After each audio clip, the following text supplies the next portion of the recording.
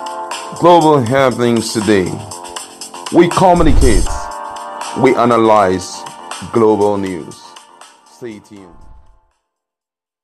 Hello, beautiful people. Welcome to Global Happenings today. Nnamdi Kanu has been in detention for a while, and it looks like the issue of a Biafra exit is still not dying any moment from now, anytime soon, because several groups have decided to take it up personally upon themselves to ensure that the movement doesn't cease. And still on top of the matter, there are still other pro-Biafran groups who have decided to issue out warnings to federal government on the Nnamdi Kanu saga. Before we go into the newspaper to find out exactly what they're telling the federal government, we'd like you to subscribe to our channel by clicking on the red subscribe button.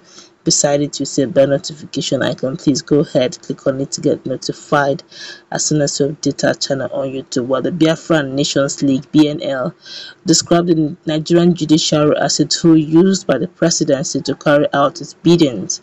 Deputy leader of the BNL, that's Biafra National League, Ebuta Takon, said the judge, Binta and Nyako, only came to court to read a ready-made script. Takon said in a statement obtained by a news media that the long adjournment of the leader of the indigenous people of Biafra, Ipob, Nnamdi Kanu's trial was stage-managed, adding that Justice Nyako is playing the card given to her by her paymasters. Recall that a report has it that on Wednesday that Justice Nyako of the Abuja Division of the Federal High Court will on April 8 decide whether she can continue with the trial of the 10th separatist leader. Justice Nyako adjourned to the set date to deliver her ruling in the application filed by Kanu, seeking to squash the charges brought against him by the federal government. The indigenous people of Biafra leader is standing trial on an amended 15-count charge bordering on alleged treasonable felony, amongst others. Although he had pleaded not guilty to all charges, he however filed an application to squash the charges for lacking in merit and having no substance. And still in the same news, still on the same people, the Biafra National League has issued a strong warning to the Nigerian government and its court over the long detention of Biafrans in various prisons and custody across the country.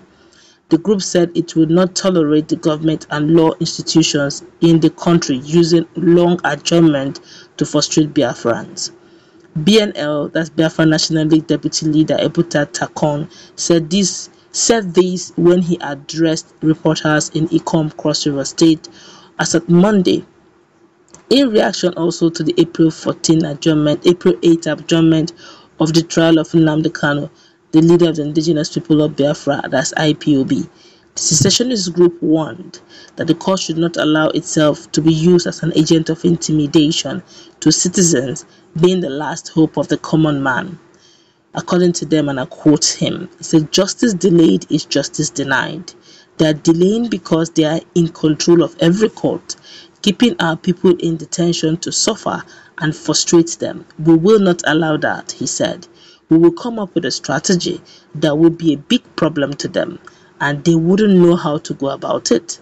Biafra National League further boasted that it is fast becoming a challenge in the Gulf of Guinea and a threat to doing business in that area. It also boasted of directly controlling some militant groups, among which are the Black Marine, Black Marine in the Bakassi Peninsula. The indigenous people of Biafran leader is facing terrorism charges before the Justice Binta Nyako-led Abuja Federal High Court. A lot of people are reacting to this. For some of us who do not know, Biafra National League is different from Biafra National Guard. Biafra National Guard is different from Masob and Biafra National League, Biafra National Guard is different from BRM, and BRM, Masob, Biafra National Guard, Biafra National is different from the indigenous people of Biafra. But one of the many groups that have decided to top up the awareness and exposure of Biafra actualization has always been the indigenous people of Biafra, codenamed Ipob, and their leader has been in detention for a long while now, approximately more than 6 months now. And other groups are showing solidarity. Actually, they are insisting that the reason why Nnamdi Kanu is still in detention is simply because the federal government to a very large extent have control over the court cases, and to a very large extent also spoken by Takon, the deputy leader of the Biafra National League, said to a very large extent the judiciary seem not to be fully independent as they ought to be. Hence, the federal government have the power to keep adjourning and re-adjourning. Don't forget that come April, the very set day that Justice Binta and Nyako have also given a date, which is going to be either the day she's going to give the final verdict, whether to continue the trial or to squash it or probably to move it to another place. So just like what happened in Abia State High Court, Federal High Court in Abia, where it looked as if it was an impossible task.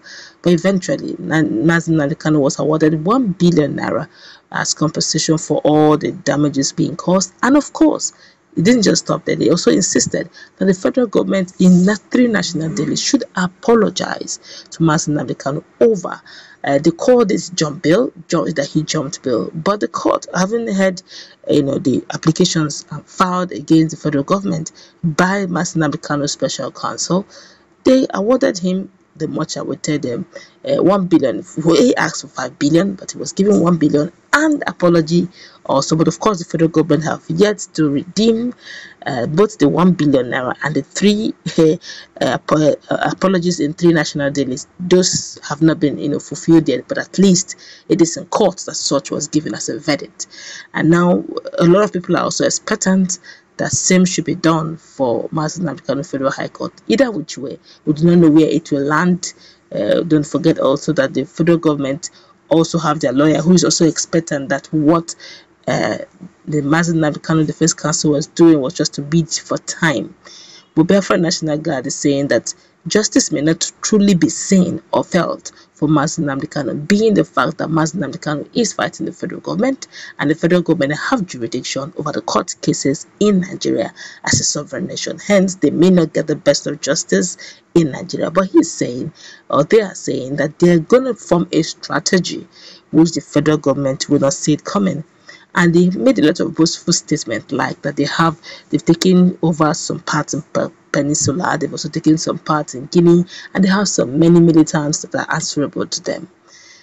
Other than the sit at home that Nigerians have gotten used to over time in Southeast, and also the sit at home who seem to be biting hard on the people of the Southeasterners more often than the federal government as a whole. Okay, yes, it may be biting the state governors, but the federal government, the Aso Rock, quote unquote, is really not feeling much of that, But then these BNL seem to have another strategy they have in stock. No one knows what it is, but they're saying they're hoping and praying that the judiciary, which is the common man's last hope, should not allow themselves to be used as an intimidating tool.